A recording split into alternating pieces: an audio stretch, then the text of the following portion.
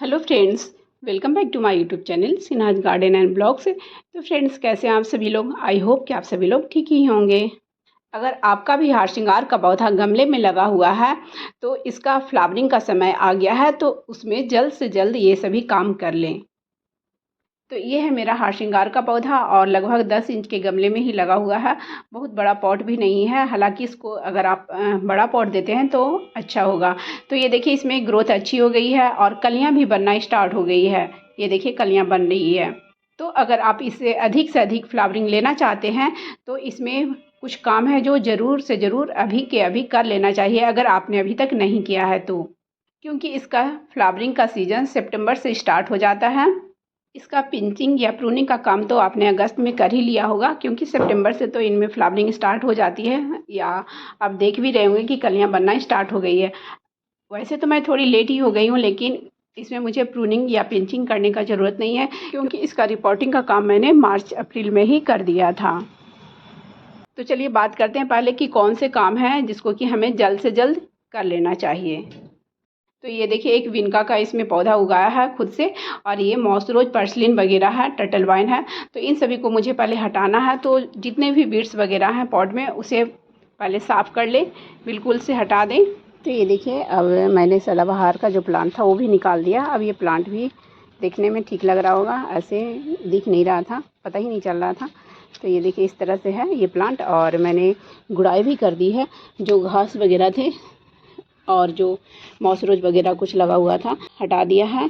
और यहाँ पे ये देखिए, मैंने गुड़ाई भी कर ली है। हल्की फल्की रूट्स कटी है, ज़्यादा नहीं मैंने काटा है, क्योंकि अब ये जो है सितंबर का महीना है और फ्लावरिंग स्टार्ट हो चुकी है। जैसे अगस्त में आप कर सकते थे डीप गुड़ाई, बहुत ज़्यादा, मतलब डीप गुड़ाई कर सकते थे।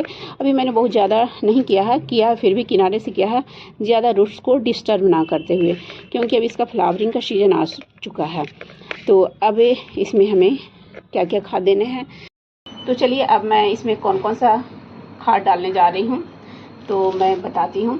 अगर आपके पास वर्मी कंपोस्ट है तो आप वर्मी कंपोस्ट ले सकते हैं, अगर वो नहीं है तो किचन वेस्ट कंपोस्ट है तो वो भी ले सकते हैं। तो ये है किचन वेस्ट कंपोस्ट, लेकिन इसमें वो सारी चीज़ें हैं, जैसे कि केले का छिलके का भी बना हुआ फर्टिलाइज़र इसमें मिक्स है।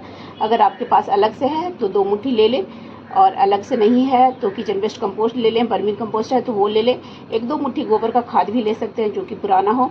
और ये है नीम खली, लगभग 1 मुट्ठी नीम खली है।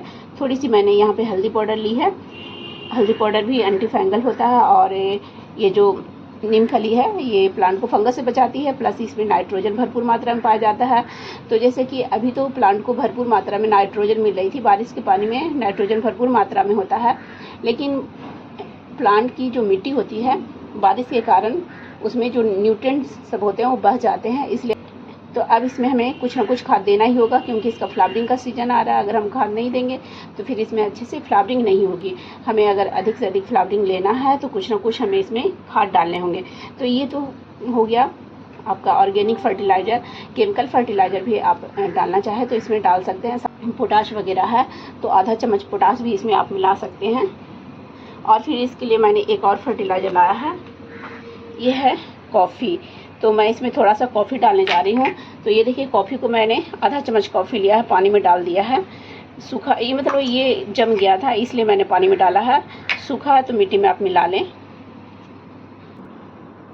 और ये देखिए, ये है गोबर की खाद। तो 1 मुट्ठी से ज़्यादा मैं ले रही हूँ, और इसमें राख भी मिला हुआ है, और बहुत ही पुराना ये गोबर का खाद है, राख मिला हुआ था तो इसलिए ऐसा दिख रहा है। इस तरह से लगभग 1.5 मुट्ठी मैंने यहाँ पे लिए हैं। राख प्लांट को फंगस लगने से भी बचाती है, और इसमें भरपूर मात्रा में पोटाश पाया जाता है, जो कि आपको फ्री ऑफ कॉस्ट मिल रहा है। तो थोड़ी सी मैं यहाँ पे केमिकल फर्टिलाइज़र भी ले रही हूँ। तो ये बस थोड़ी सी मैंने, ये लगभग 8-10 दाने लिए हैं DAP, और थोड़ी सी मैं यहाँ पे पोटाश लिए हैं, जो कि 1 छोटी चम्मच से आधा चम्मच है लगभग। तो ये मैं बहुत ही कम मात्रा में डाल रही हूँ, क्योंकि ये केमिकल फर्टिलाइज़र है। तो केमिकल फर्टिलाइज़र अगर थोड़ा सा भी ज़्यादा हो जाता है तो प्लांट को बहुत नुकसान पहुँचाता है, इससे प्लांट कभी कभी ख़राब भी हो जाता है। तो इन सभी चीज़ों को मैं अच्छे से पहले मिला लेती हूँ और फिर गमले में डालते हैं। और अब ये जो गमले की मिट्टी है इसको मैं थोड़ी सी साइड कर लेती हूँ, क्योंकि ये जो फर्टिलाइज़र गमले में हम डालेंगे तो फिर इसको ऊपर से हमें कवर करने होंगे। तो इतना जो खाद मैं लाई थी सिर्फ एक पॉट के लिए ही लाई थी। तो ये 10 इंच का पॉट है और इसको अभी अच्छे से न्यूट्रिशन चाहिए, इसके लिए हमें कंपोस्ट डालना ही होगा। ये जो मिट्टी मैंने साइड की थी इसे मैं अभी थोड़ी सी निकाल कर बाहर पहले कर ले रही हूँ। अब इसको चारों तरफ फैला देंगे। अगर आपके गमले में स्पेस है तो ऐसा करें, अगर नहीं है तो मिट्टी बाहर थोड़ा निकाल लें। और अगर आपने अगस्त में ऐसा कर लिया है तो फिर कोई बात ही नहीं है, नहीं किया है तो इस तरह से खाद दें इसको। अब ये देखिए इसमें कितनी अच्छी फ्लावरिंग होगी। थोड़ा ऐसे ऐसे आप मिला भी सकते हैं, ऊपर नीचे भी कर सकते हैं। इसलिए मैंने पॉट को खाली रखा था। फरवरी में इसकी रिपोर्टिंग भी मैंने करी थी, तो इसको तो रिपोर्टिंग मुझे करनी ही नहीं थी। रिपोर्टिंग का काम जो है अगस्त का फर्स्ट वीक में ही कर लेना चाहिए था अगर आपको रिपोर्टिंग करनी थी तो। अगर रिपोर्टिंग नहीं, ये जो रूट्स बाहर आ गया इसे मैं ढक रही हूँ। अब ये देखिए जो मिट्टी मैंने बनाकर, जो मिट्टी थोड़ी सी निकाली थी इससे ऊपर से कवर कर दे रही हूँ ताकि इसका जो ये न्यूट्रिएंट है वो उड़े नहीं। इसलिए ये देखिए हल्की हल्की मिट्टी मैंने डाली है। तो अब जैसा लग रहा है कि गमला भी थोड़ा ये भरा भरा सा हो गया है। तो इस तरह से अब इसमें हमें डालना होगा पानी। और अब हम इसको 3-4 दिन के लिए, अभी बहुत ज़्यादा धूप में नहीं रखेंगे, कम से कम 2 दिन के लिए इसको बिल्कुल शेडी प्लेस में रखें और उसके बाद थोड़ी धूप में रखना स्टार्ट करें।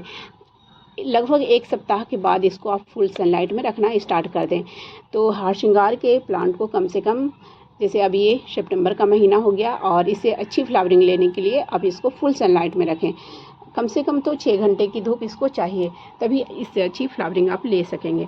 तो इसको फुल सनलाइट वाले एरिया में रखें। जैसे बहुत ज़्यादा गर्मी थी तो हम लोग इसको हटा कर रखे थे, क्योंकि बहुत ज़्यादा गर्मी में इसकी पत्तियां जो है जलने लग जाती है, पीली होकर जलने लग जाती है।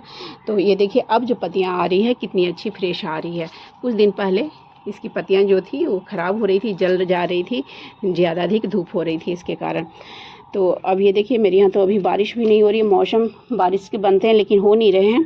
तो इसको मैं शेडी प्लेस में ही रखूँगी अभी 2 दिन तक, कम से कम 2 दिन तक धूप वाली एरिया में नहीं रखें, शेडी प्लेस में रखें, क्योंकि खाद वगैरह इसमें हमने डाला है। और अब इसमें हमें डालना होगा पानी। और ये मैंने जो लिक्विड बना कर लाया है कॉफ़ी पाउडर का, वो भी इसमें डालेंगे। लेकिन तो ये देखिए पानी में मैं डाइल्यूट कर दी हूँ और अब हम इसको प्लांट में डालेंगे। प्लांट में डाल दे रही हूँ। तो अभी पानी थोड़ा अच्छे से दे दें ताकि नीचे तक चला जाए पानी। तो अगर आपने हार श्रृंगार के पौधे में अभी तक ये काम नहीं किया है तो जल्द से जल्द कर लें। अब देर नहीं करें, क्योंकि इसका फ्लावरिंग का सीज़न आ चुका है, बल्कि कलियां बनना स्टार्ट भी हो गई है। और जैसे कि अगर आपने अगस्त में ही कंपोस्ट वगैरह डाल चुका है तो फिर कुछ और इसमें अब लिक्विड फर्टिलाइज़र वगैरह डाल सकते हैं। डाले हुए अगर आपको 15 दिन हो चुके हैं तो फिर अगर आपने पोटाश नहीं डाला तो पोटाश डाल सकते हैं। और अगर आपने घर का बना हुआ होममेड फर्टिलाइज़र डालना चाहते हैं तो बनाना पिल्स का लिक्विड फर्टिलाइज़र बनाकर डालें, सरसों खली का लिक्विड फर्टिलाइज़र बनाकर डालें। तो इस तरह से गुड़ाई और कंपोस्टिंग का काम तो हो गया। और अब हमें इसमें 15 दिन तक कोई भी फर्टिलाइज़र नहीं डालना है। 15 दिन के बाद आप इसमें डाल सकते हैं लिक्विड फर्टिलाइज़र बनाकर, जैसे कि सरसों खली का लिक्विड फर्टिलाइज़र बनाकर डाल सकते हैं या ओनियन पिल्स का लिक्विड फर्टिलाइज़र बनाकर डाल सकते हैं। 15 दिन के बाद इसकी हल्की फुल्की गुड़ाई भी फिर से कर सकते हैं। और अगर लगे कि थोड़ी कंपोस्ट की ज़रूरत है इसको, तो आप 1 महीने के बाद फिर इसमें वर्मिंग कंपोस्ट वगैरह अगर आपके पास रहे तो थोड़ी बहुत गुड़ाई कर डाल सकते हैं। तो अब इसका फ्लावरिंग का सीज़न है तो इसको अभी सारे न्यूट्रिएंट्स की आवश्यकता है। जैसे बारिश हो रही थी इधर, तो बारिश के पानी में तो ऑलरेडी नाइट्रोजन होता है, लेकिन बारिश के बाद जैसे बारिश के पानी से मिट्टी के जो न्यूट्रिएंट्स होते हैं वो सब बह जाते हैं, इसलिए इसको नाइट्रोजन, फास्फोरस, पोटाश सभी की ज़रूरत होती है अभी। तो हमें अभी इसको सभी को देना होगा, क्योंकि इसका ये फ्लावरिंग का समय है। तो ये सब खाद देने से प्लांट की ग्रोथ भी तेज़ी से होगी, न्यू स्टेम्स भी निकलेंगे, तो प्लांट भी बुशी होगा, तो हमें अधिक से अधिक फिर फ्लावरिंग मिलेगी। ये जो मेरा प्लांट है पिछले साल ही मैं इसको लगाई थी और मुझे ये गिफ्ट में मिला था।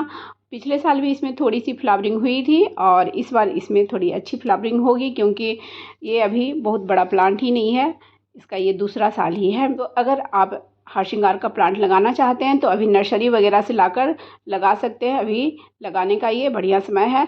तो उसके लिए जब मिट्टी बनाएं तो आप गार्डन सॉइल ले लें, उसमें 10% सैंड ले लें और 30% कम से कम उसमें कंपोस्ट ज़रूर मिलाएं, तभी उसमें अच्छी फ्लावरिंग होगी। अब इसमें हमें नीम ऑयल का स्प्रे करना है, क्योंकि छोटे छोटे इसमें कीड़े वगैरह भी लगे होते हैं, पत्तियां भी कुछ कुछ कीड़े जो हैं खा जाते हैं। तो नीम ऑयल का स्प्रे एक बार अच्छे से कर दें और उसके बाद इस पौधे को कुछ भी करने की ज़रूरत नहीं है। और अब हम इसको रखेंगे शेडी प्लेस में, कम से कम 2 दिन तक इसको बिल्कुल शेडी प्लेस में रखना है और उसके बाद धीरे धीरे इसको धूप में रखना है। तो फ्रेंड्स, मेरी वीडियो इन्फॉर्मेशन अगर अच्छी लगी हो तो प्लीज़ मेरी वीडियो को लाइक करें, शेयर करें एंड कमेंट्स करें। और मेरे चैनल में जो पहली बार आए हों तो प्लीज़ मेरे चैनल को पहले सब्सक्राइब कर लें, बेल आइकन्स को भी प्रेस कर दें, ताकि जब भी मैं अपनी न्यू वीडियो डालूँ तो उसकी नोटिफिकेशन आपको समय से मिल जाए। Bye bye friends, thanks for watching.